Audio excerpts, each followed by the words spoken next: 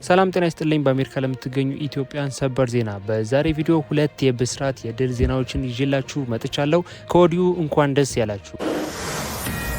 We want it open. We want it free. We don't want tolls. It's international. It's an international waterway. They're not charging tolls. There hasn't been a ship that's been able to get through without our approval. በአሜሪካ በምንም አይነት ሁኔታ ላይ የምትገኙ በግሪን ካርድ በአሳይለም በህጋዊም ሆነ በህገወጥ መንገድ የምትገኙ ኢትዮጵያን ሀበሾች እነዚህም በዛሬ ቪዲዮ ይዤላችሁ የመጣሁት ሁለት የድል የብስራት ዜናዎች በእርግጠኝነት ትወዱታላችሁ። ለብዙዎቻችሁም ከጭንቀታችሁ እረፍት የሚሰጡ ሁለት የብስራት ዜናዎች ናቸው። ሙሉ ቪዲዮን መከታተላችሁ እንዳትረሱ። ነገር ግን ከዛ በፊት እኔ ለማታውቁኝ ሰዎች ጆሲ ይባላለሁ። እንደዚህ አይነት ከዩኤስ ኢሚግሬሽን ጋር የተገናኙ ቪዲዮዎች ነው ማዘጋጀው። ስለዚህ በአሜሪካ በምንም አይነት ሁኔታ ላይ የምትገኙ ኢትዮጵያን ቻናሉን ሰብስክራይብ ማድረጋችሁ እንዳትረሱ። ቪዲዮንም ላይክ ያደረጋችሁ መጀመራችሁን እርግጠኛ ሁኑ። ወደ ጉዳያችን ንግባ።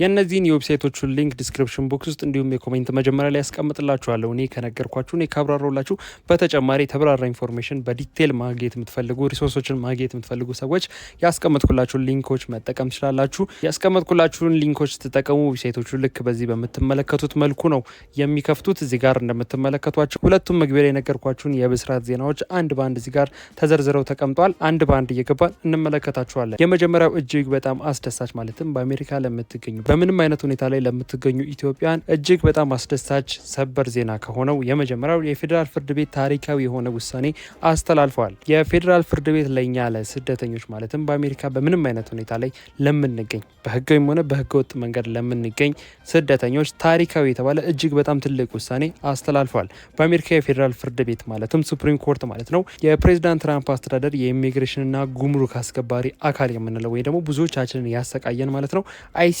የምንለው ድርጅት በወንጀል የተጎዱና የተረፉ ስደተኞችን በነጻነት ለማሰርና ከሀገር ለማባረር ያወጣው ማለትም በ2025 ማለት ነው። ይህ አዲሱ ዓመት ከመጀመሩ ከአንድ ዓመት በፊት በዶናልድ ትራምፕ መንግስት ጊዜ ማለት ነው የወጣው አዲሱ ህግ ማለት ነው። በ2025 የወጣው መመሪያ በመላው ሀገሪቱ እንዳይተገበር በጊዜያዊነት በትናንትናው ዕለት የፌዴራል ፍርድ ቤት ወይም የሱፕሪም ኮርት አግዶታል።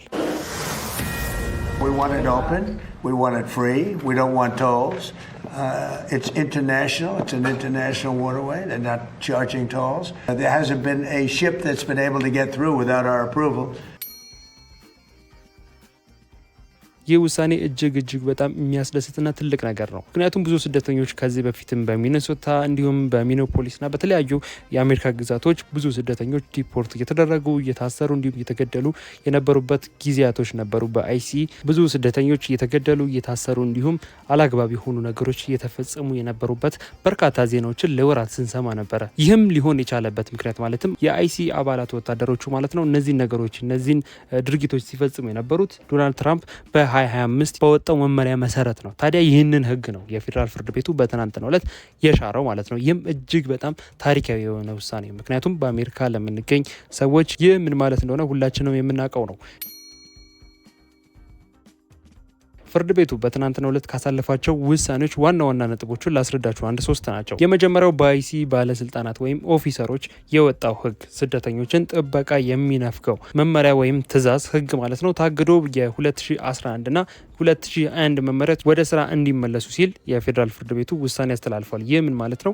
ከዚህ በፊት የአይሲ ኦፊሰሮች ወይም ባለስልጣናት ለስደተኞች ጥበቃ እንዲነፈጉ ማለትም የታሰሩ እንደዚህ ህገወጥ ናቸው ወይ ወንጀለኞች ናቸው ተብሎ አይሲ የፈረጃቸው ስደተኞች ጥበቃ እንዲሁም ከለላ እንዳይደረግላቸው የሚደነግግ የራሳቸው ህግ አውጥተው ነበር። ታዲያ ይህንን ነው የፌዴራል ፍርድ ቤቱ የሻረው። እንዲሁም ይህንን ሽሮ የነሱን አዲሱን ህግ ሽሮ ማለት ነው 2011 እንዲወጣውና በ2021 በፕሬዚዳንት ጆ ባይደን ጊዜ የነበረውን መመሪያ ወደ ስራ መልሶታል። ከዚህ በፊት የነበረውን እነሱ ሻሩትን መልሶታል ማለት ነው። ሌላው ፌዴራል ፍርድ ቤቱ በትናንትናው ዕለት ካሳለፈው ውሳኔ ዋናው በዘፈቀደ የሚታሰሩ እስሮች እንዲቆሙ ተወስኗል። ይህ ምን ማለት ነው? የሰብአዊ መብት ማለትም በዩ ቪዛ ወይም ደግሞ የሰው ዝውውር ቲ ቪዛ በምንለው ወይም ደግሞ የቤተሰብ ውስጥ ጥቃት ሰለባ የሆኑ እንዲሁም የኢሚግሬሽን ጉዳያቸው በሂደት ላይ ያለ ማለትም ፔንዲንግ ፕሮሰስ ላይ ያሉ ለምሳሌ ግሪን ካርድ አፕላይ አድርጋችሁ ፔንዲንግ ላይ ልትሆኑ ትችላላችሁ። አሳይለም ጠይቃችሁ ፔንዲንግ ላይ ልትሆኑ ትችላላችሁ። ወይም ቪዛም ጠይቃችሁ ወይም ወርክ ፐርሚትም ጠይቃችሁ ወይም ምንም አይነት የኢሚግሬሽን ጉዳይ ጠይቃችሁ ፔንዲንግ ላይ ያሉ ስደተኞች በዘፈቀደ እንዳይታሰሩ ማለትም ፔንዲንግ ስታተስ ላይ ያሉ ህገወጥ ናችሁ ተብለው እንዳይታሰሩ የፌዴራል ፍርድ ቤቱ ውሳኔ አስተላልፏል። ስታተሳቸው እስኪወሰን ድረስ ማለትም በዩኤስ ቪዛይስ ወይ ደግሞ ያ ቪዛ አይገባቸውም ወይም ይገባቸዋል፣ ያ ዶክመንት ይገባቸዋል አይገባቸውም ተብሎ እስኪወሰን ድረስ አይሲ ህገወጥ ናችሁ ምክንያቱም ፔንዲንግ ላይ ስለሆናችሁ ህገወጥ ናችሁ ብሎ ማሰር እንዳይችል የፌዴራል ፍርድ ቤቱ ውሳኔ አስተላልፏል። ሌላው ዋና ከሚባሉት ውሳኔዎች በሶስተኛ ደረጃ የወሰነው ወደ ሀገር መመለስ ነው። ይህ ምን ማለት ነው? ፍርድ ቤቱ በዚህ መመሪያ ሲያበያ ያለ አግባብ ከሀገር የተባረሩ ማለትም ዲፖርት የተደረጉ ማለት ነው በአካል ወደ አሜሪካ እንዲመለሱ ትዕዛዝ አስተላልፏል። ዲፖርት የተደረጉ ሰዎች ማለትም ወንጀለኛ ሳይሆኑ ወይም ፍርድ ቤቱ ሳይወስንባቸው በትራምፕ አስተዳደር ብቻ በራሱ ማንም ሳያዘው ዲፖርት ያደረጋቸውና ወደ ተለያዩ የአፍሪካ ሀገራቶች ያስቀመጣቸውን ስደተኞች መልሶ ወደ አሜሪካ እንዲመልስ ውሳኔ አስተላልፏል። ስለዚህ የመጀመሪያው እጅግ በጣም ሰበርና አስደሳች የተባለው የፌዴራል ፍርድ ቤቱ በትናንትናው ዕለት የወሰነው ታሪካዊ ውሳኔ የድል የተባለው የብስራት ዜና ይህንን ይመስላል። በሁለተኛ ደረጃ የትራምፕ አስተዳደር ጅምላ ማባረር እቅድ ወይም ደግሞ ማስ ዲፖርቴሽን በተመለከተ ነው። በነጩ ቤተ መንግስት ወይም በዋይት ሀውስ በምንለው ማለት ነው የድንበር ጉዳዮች ሹም የሆኑት ወይም የድንበርና ቦርደር ተቆጣጣሪ ኃላፊ የሆኑት ቶም ሁማን አስተዳደሩ ስደተኞችን በጅምላ የማባረር አቋሙ ወይም ማስ ዲፖርቴሽን የምንለው ፍላጎቱን ማለት ነው አላደረገም፣ እንዲሁም እንደዚህ አይነት እቅድ የለውም በማለት በሴናተሮችም እንዲሁም በሪፐብሊካኖች በኩል የሚሰነዘሩ ትችቶችን ለማጣጣል እንዲሁም ጉዳዩን ቀለል አድርገው ደባብሰው ለማለፍ ፌንን ምክንያት ተዋል። ነገር ግን የትራምፕ አስተዳደር በዚህ ወቅት ድምጻቸውን አጥፍተው ወይም ድምጽ አልባ ኦፕሬሽን እያደረጉ ይገኛሉ። ከዚህ ቀደም በካሜራ ፊት ማለትም የኤኒዋን እየቀረጸ እንዲሁም ካሜራዎችን ሳያጠፉ የመሳሰሉት አይነት ነገሮችን ሳያደርጉ እነዚህ ዲፖርት እያደረጉ ሰዎችን የገደሉ በሚኒሶታ ቤኖፖሊስ ታስታውሳላችሁ ብዙዎቻችሁ። ታዲያ ያንን ነገር በማድረጋቸው ምክንያት የህዝብ ተቃውሞ ወይም ሰላማዊ ሰልፍ እንደተካሄደም አብራችሁ ታስታውሳላችሁ። ታዲያ ይህን ነገር ስላዩት ምክንያቱም ከዚህ በፊት ይህንን ድርጊታቸውን በግላጭ አድርገው ከህዝቡ የተሰነዘረባቸው ተቃውሞ አለ። ታዲያ ይህንን በደንብ ስለተረዱ ወይም በደንብ ስላስተዋሉ አሁን ላይ ድምጻቸውን አጥፍተው ኦፕሬሽን እያደረጉ ይገኛሉ። እንዲሁም ድምጻቸውን አጥፍተው ዲፖርት እያደረጉ ይገኛሉ።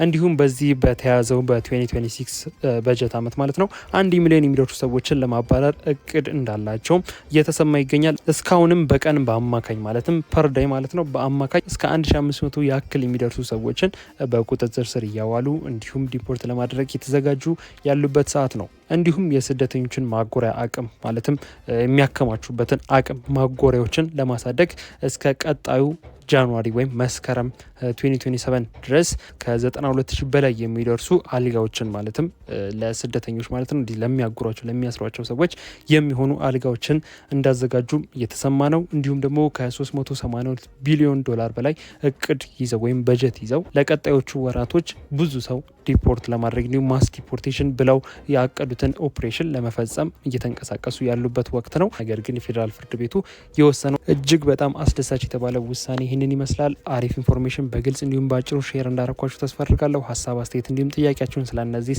ጉዳዮች ፌዴራል ፍርድ ቤቱ በትናንትናው ዕለት ስለወሰነው ውሳኔስ ምን ትላላችሁ? ግዴታ ሁላችሁም ሀሳባችሁን ኮሜንት ላይ ያጋሩኝ፣ እንወያይበታለን። እንዲሁም ለዚህ ቻናል አዲስ የሆናችሁ ሰዎች ቻናል ሰብስክራይብ ማድረጋችሁን እንዳትረሱ። እንደዚህ አይነት ከዩኤስ ኢሚግሬሽን ጋር የተገናኙ ቪዲዮዎች ስለሆነ የምናዘጋጀው ሁላችሁም ቻናሉን ሰብስክራይብ ማድረጋችሁ እንዳትረሱ። እንዲሁም ቪዲዮ ላይክ ያደረጋችሁ ምን ያህል እንደወደዳችሁት እንደተመቻችሁ እየጠቀማችሁ እየወደዳችሁት እንደሆነ አሳውቁኝ።